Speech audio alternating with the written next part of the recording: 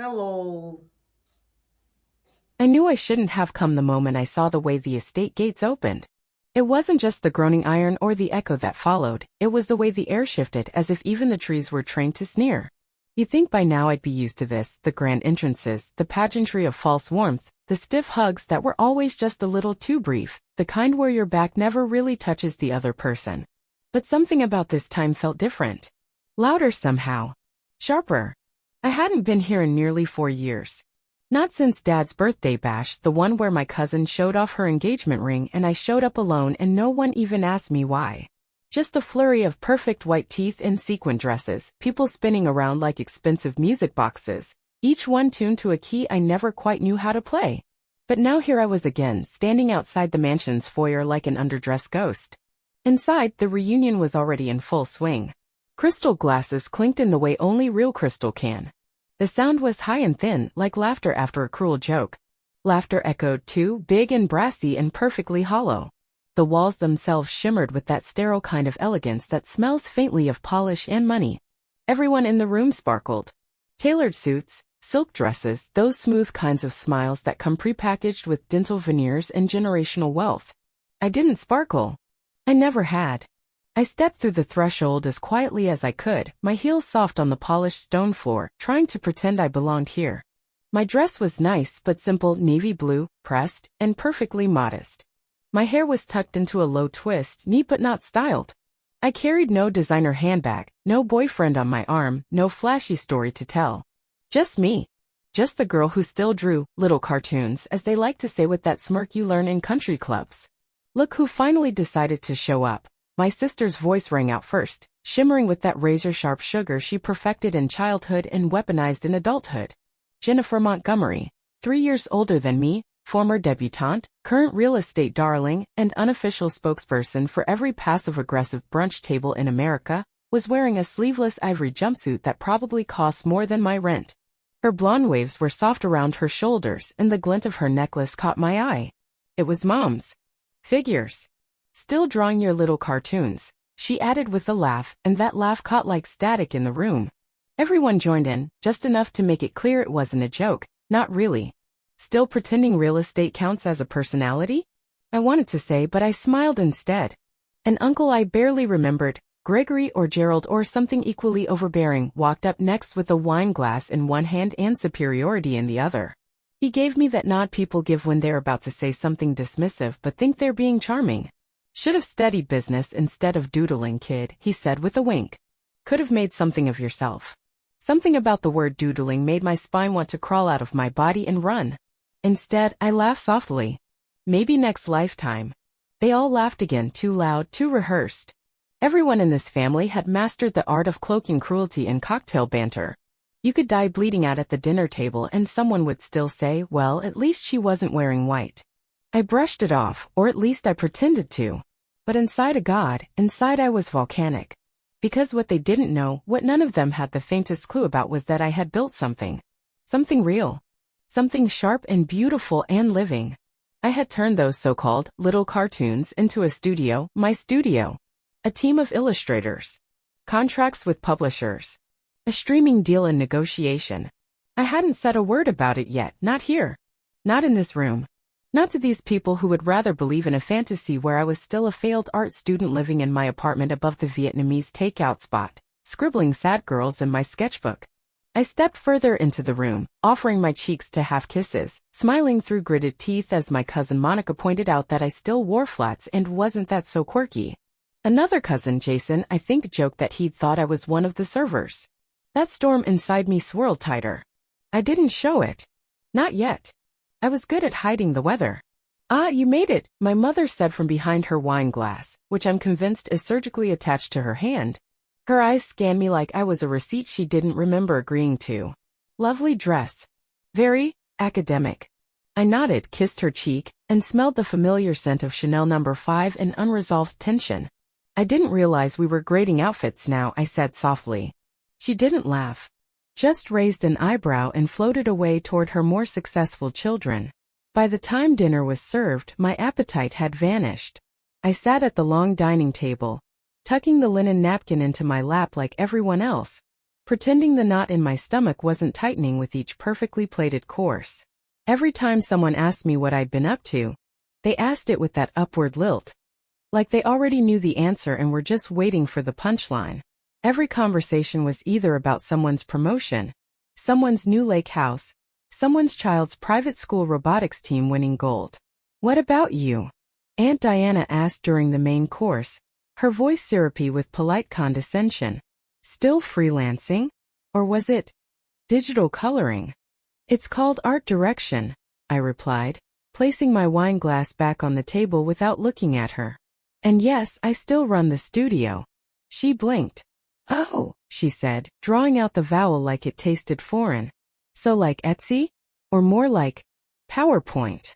I laughed then, loud enough to make the people at the end of the table glance over. "More like network television." She blinked again, and for the first time all night, someone at that table looked surprised. Not impressed, just confused. I let the silence hang for a moment before excusing myself to the restroom, needing to breathe something other than smugness. In the guest bathroom, still pristine in its magazine-perfect decor, I stared at my reflection. My eyes were clearer than I expected. No tears. Just something harder. Resigned. Focused. I thought about the hard drive in my bag. The NDA-covered, attorney-reviewed deck I hadn't shown anyone in this family. The one with mock-ups of the animated series pilot. The character Bible. The investor commitments. The signed production deal with streaming rights. Not yet, I thought. Not here. Let them laugh. Let them whisper. Let them raise their champagne flutes and polish their wedding rings. Let them parade their children's private schools and their tax bracket wine preferences. Let them think I was still the girl with paint under her fingernails and overdue rent. Because when I finally did tell them, when I finally showed them what I'd built, it wouldn't be in passing over Caesar salad and shrimp toast. It would be center stage. And it would be unforgettable. The second I closed the bathroom door behind me at the reunion, that high-gloss echo of the polished floors reminded me of something much older, something far less elegant. There was a time not too long ago, when the walls around me were thin enough to hear the couple next door argue about dishes, bills, and broken dreams every other night. The linoleum floor in my kitchen peeled up at the corners and I used duct tape to keep it down. The tiles in my bathroom were cracked in spider web patterns, like they'd absorbed my stress in silence. It's strange how quickly we forget pain, until a particular sound or smell walks it right back into the room. That bathroom at the estate, with its marble countertops, gold fixtures, and neatly folded Egyptian cotton towels, was a far cry from the damp, flickering hallway light bulbs I lived under during my early 20s. Still, as I leaned over the sink and stared into the gilded mirror, I saw her again, the version of me that the world refused to see. The girl with hollow cheeks and ink-stained fingers. The one who lived on vending machine crackers and expired ramen she begged off the corner store because the owner liked her drawings and pitied her hunger. No one at that table out there would have survived what I did. Not one of them would have lasted a single winter in that apartment above the music shop where the radiator hissed all night like it was spitting curses. Where the kitchen doubled as a studio and the bathroom doubled as a place to cry. It started right after college when I thought I had it all figured out. Armed with a degree in visual storytelling and a portfolio stitched together with optimism and caffeine, I hit the job market the way a child throws herself into a pool, expecting warmth and finding only shock. For every 20 applications I sent, maybe one got a polite form rejection.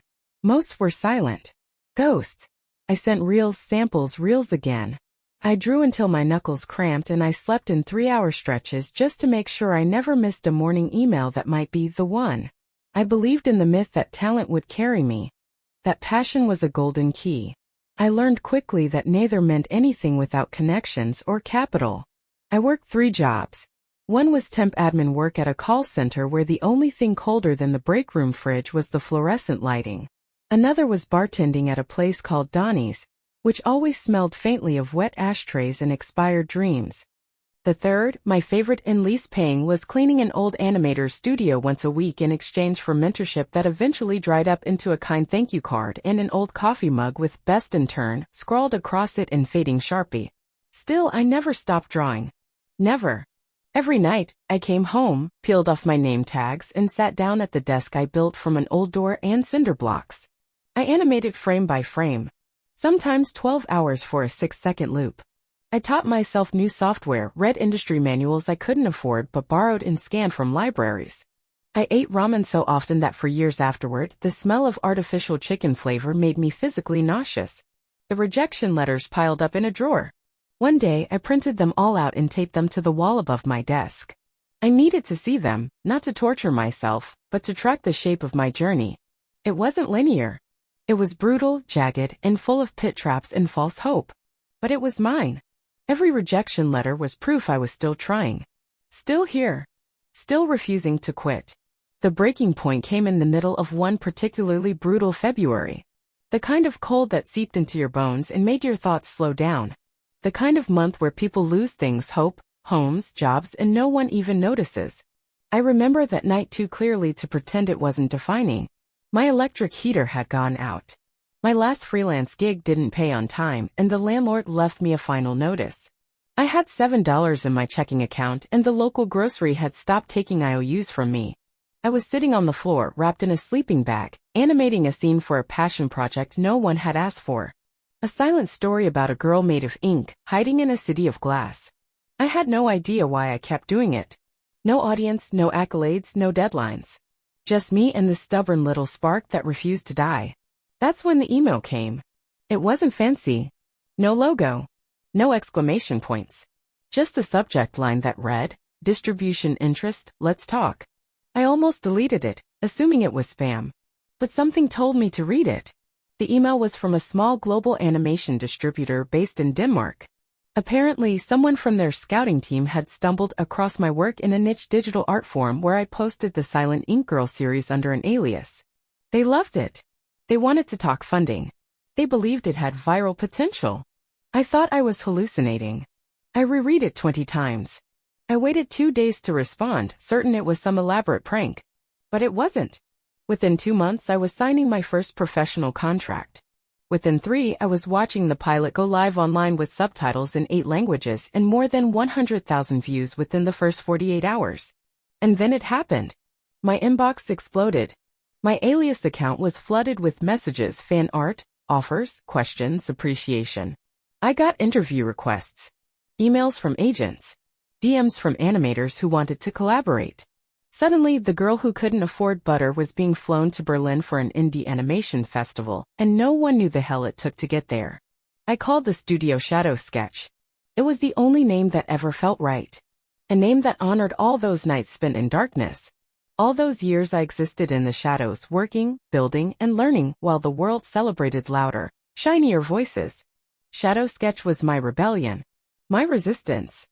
My answer to every question that began with, "Are you still drawing your little cartoons?" And yet, I told no one. Not then. Not here. I moved cities. Quietly. Upgraded my apartment, started hiring a small team. Carefully. I signed NDAs, worked under aliases, and protected my peace. Strategically. I didn't go back to the family group chat. I didn't show up at birthdays or weddings with big announcements. I didn't flaunt a thing. Because I remembered the way Jennifer laughed at my shoes when I was 15. I remembered Uncle Gerald telling me art was for weird girls and starving men.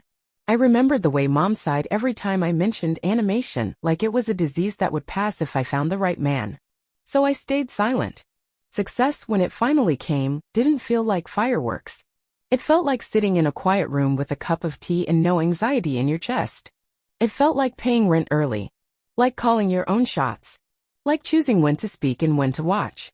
And now standing here in a guest bathroom that probably cost more than my first studio, my silence wasn't shame. It was strategy. They didn't know who I was now. They didn't know the partners I'd signed with, the copyrights I owned, the animated series that had recently entered development with a major streaming platform, under my creative direction. They didn't know about the award I'd received last spring under my pen name. Or the 2 interns I'd mentored into full-time jobs. Or the moment I looked at my bank account and saw 7 figures and didn't cry, I just exhaled. They didn't know because they didn't ask. They didn't ask because they assumed they already knew. I rinsed my hands slowly, savoring the warmth. The irony wasn't lost on me, how far I'd come from cold nights and frozen fingertips. I dried them with the monogram towel and looked in the mirror again. Then I smiled. Not the polite smile. Not the please like me one. The real one. The one I hadn't used in years. When I returned to the dining room, the room had shifted a bit. Dessert had been served. People were looser now, wine pouring faster, laughter edging toward sloppy. Jennifer was holding Cord in the corner, laughing too loudly at something Dad said. Mom was on her phone scrolling. The others were wrapped up in their own carefully curated conversations about vacation homes, renovation costs, and board appointments. No one noticed me come back in. And for once I liked it that way. I slid back into my seat. Quiet. Composed. I didn't say a word. Not yet. Because sometimes the best power play is patience. Sometimes the best revenge is letting them believe the worst version of you still exists. Until the moment you decide they've earned the truth. There's a moment, right before something monumental happens, where time stretches in a way that feels both holy and cruel. It's the kind of moment that lives between heartbeats, when the entire world still believes it understands you, and you're about to prove it never really did. As I sat there among my family, the same people who had dismissed my existence in favor of shinier, louder versions of themselves, I felt that moment begin to bloom like a secret between my ribs. We were halfway through dessert now, if you could call a procession of miniature lemon meringues and gold-dusted chocolates dessert. The lights above the table were dimmed to an expensive kind of warm glow.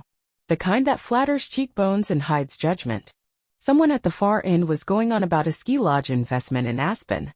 Someone else had started complaining about interest rates and the burden of liquidating trust assets. The conversation, as always, had narrowed its scope to the familiar territory of money, how to spend it, grow it, flaunt it. And then without warning it took a turn. "We've been approached," my Uncle Gregory said, leaning forward in that deliberate way he always did when he was about to drop something he considered consequential. "Sketch Frame's board approved the offer last night. Full acquisition. Quiet for now, but it'll go public Monday." The moment those words landed, the temperature in the room seemed to shift. Subtle. Sudden. I felt it before I understood it. People straightened their posture. Conversations dulled, and attention began to drift toward the center of the table where Gregory sat, swirling his scotch like he was narrating a drama rather than announcing a sale. He liked to be the one who knew things. He loved unveiling news the way a magician unveils a trick, flourish first, explanation later.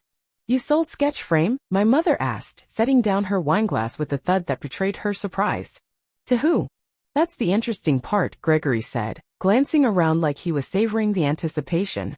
"Some upstart media group. Not a household name. Shadow something. They've been making noise in the indie market but nothing big until now." Across the table, Jennifer's brow furrowed slightly, and for the first time that evening she looked confused. Not annoyed. Not smug. Just uncertain. "Wait," she said, cocking her head. "You mean Shadow Sketch? They do animated series, right? Like, weird artsy stuff?" Gregory nodded. "That's them. Apparently they've been quietly collecting talent, investing in IP rights. They came in with an offer higher than anyone expected. All cash." The room stilled. I watched as curiosity flickered from face to face. A few of them began murmuring among themselves, asking if the name rang any bells. The aunts, the cousins, the business-savvy types, they all reacted in shades of surprise, intrigued by the sudden relevance of a company none of them had heard of until this very moment. And then, like a match dragging across stone, I struck. "I heard Sketch Frame Enterprises was recently acquired," I said, calmly lifting my water glass to my lips, letting the words linger in the air just long enough to cut through every other sound. "Interesting choice of buyer." I watched the confusion ripple like a shockwave. It started with a pause, just long enough to create silence. Then eyes turned. Slowly, as if unsure where to land.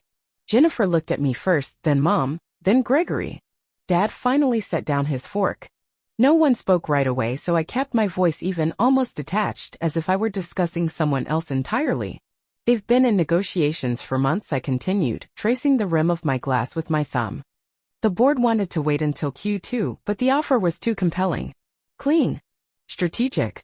Surprising, I suppose, at least to those not paying attention." "You've heard of them?" Jennifer asked, blinking. She looked genuinely unsure now, her voice brittle at the edges. I nodded once, slow and deliberate. "I have." And then, very slowly, I reached into the pocket of my blazer, pulled out my phone, unlocked the screen, and slid it across the table, right between the crystal water pitcher and the half-eaten slice of tiramisu no one had touched. They all leaned forward instinctively. No one spoke. No one breathed.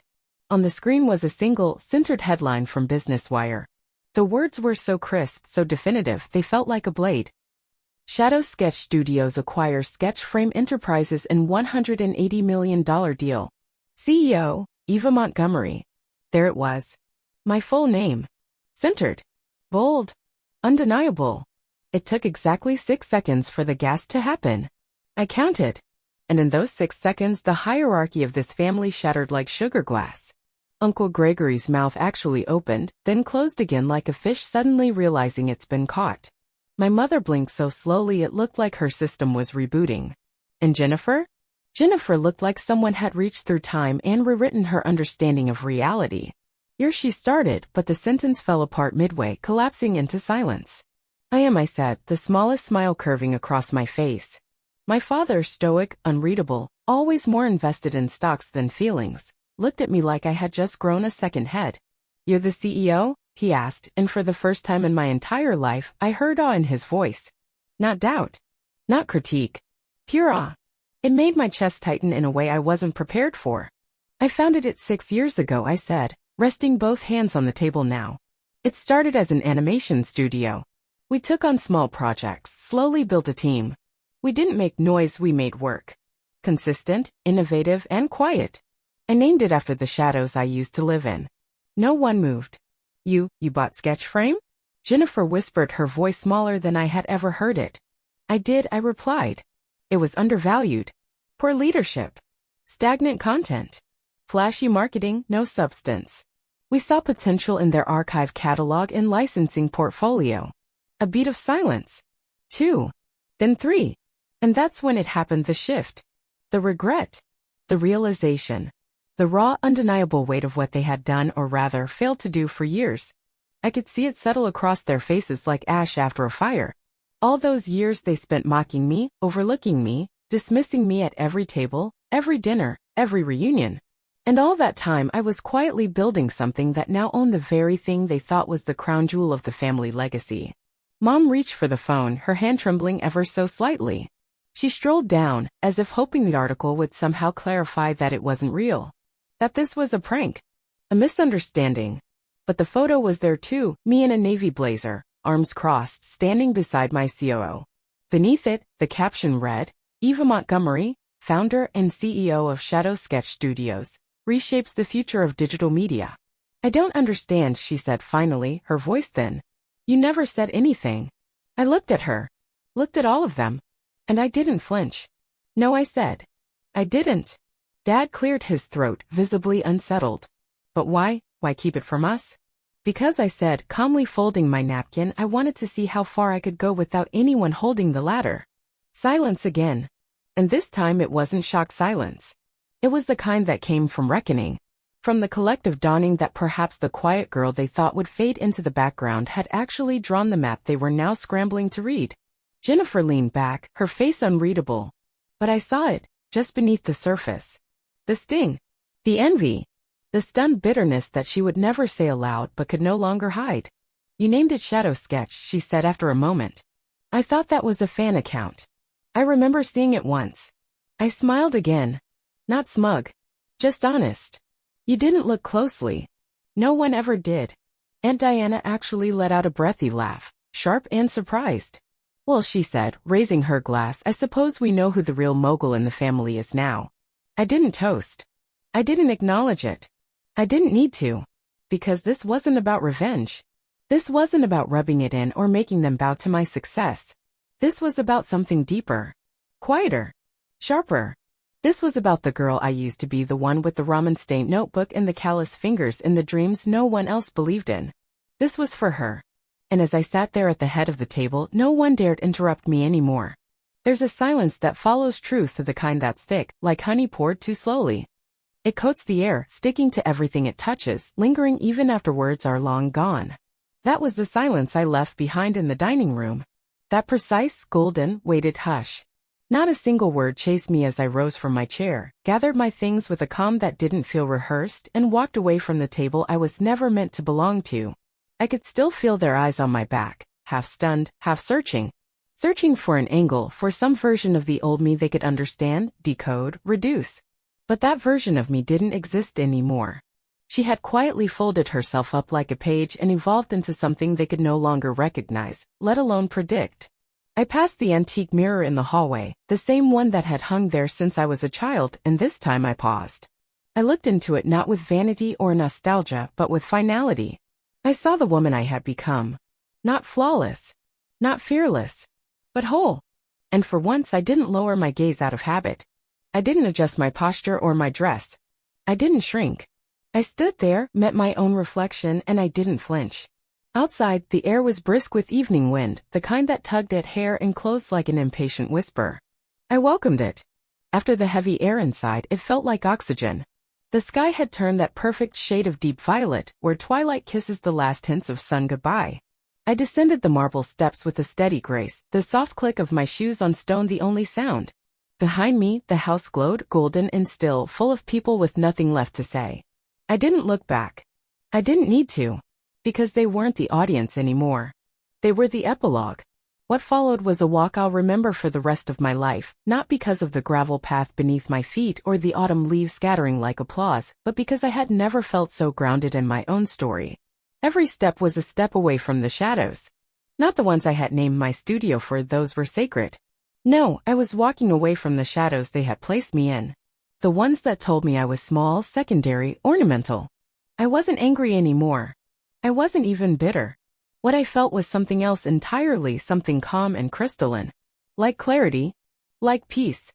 Halfway down the estate's drive, under an old sycamore that hadn't changed since I was a child, I paused. There was a stone bench nearby, slightly weather-worn, its edges softened by time and moss. It was the bench I used to sit on during summers, scribbling in notebooks, pretending I was invisible enough to draw without critique. That spot had been my shelter, my lookout post, my sanctuary. I sat down slowly, pulled my sketchbook from my bag, and laid it gently across my lap. This one was new, mostly blank, though the first few pages held sketches from Berlin, London, and Tokyo, flashes of memory from festivals and meetings, each captured in strokes that only made sense to me. I flipped past those pages now, skipping the illustrations of cities and faces, passing the careful plans in character studies. I stopped at the final page. The one I had left blank. I took a breath, not dramatic, not shaky, just sure.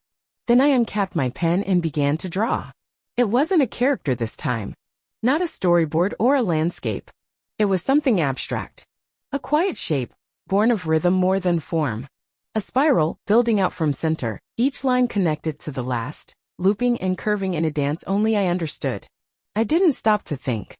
I didn't second guess. I simply let the ink move. When I reached the final stroke, I paused. And then in a deliberate, steady hand, I wrote beneath it. Legacy isn't inherited. It's drawn one line at a time. I closed the book gently, as if tucking in an old friend, and let it rest in my lap. There it was. The ending. Not to the journey, but to the part of me that ever needed their permission to begin. They would go back inside eventually. They would discuss what had happened, dissect my silence, and reconstruct their narratives to make themselves feel better. Someone would say I had been lucky.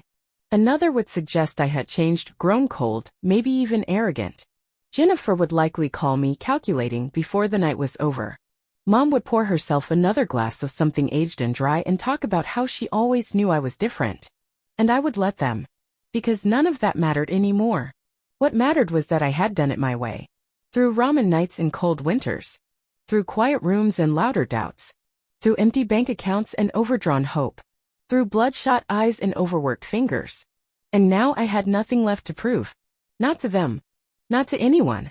I stood from the bench, the sketchbook still in hand, and looked out at the edge of the property where the trees thickened and the driveway curved toward the world.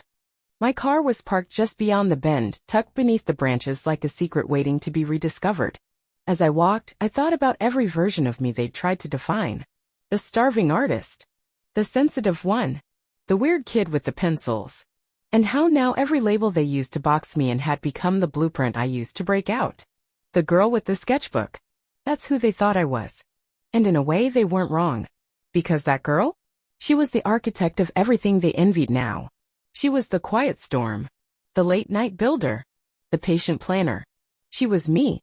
And as I reached my car, slid into the driver's seat, and placed the sketchbook on the passenger side like the companion it had always been, I smiled, not at the house behind me, but at the road ahead. This story wasn't over.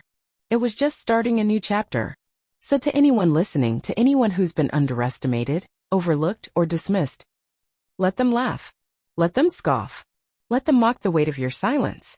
Because when the moment finally comes, when you stand tall and speak the truth they never saw coming, you won't need revenge.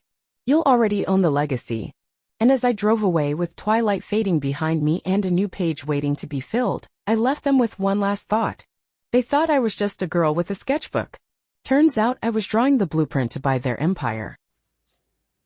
Bye bye.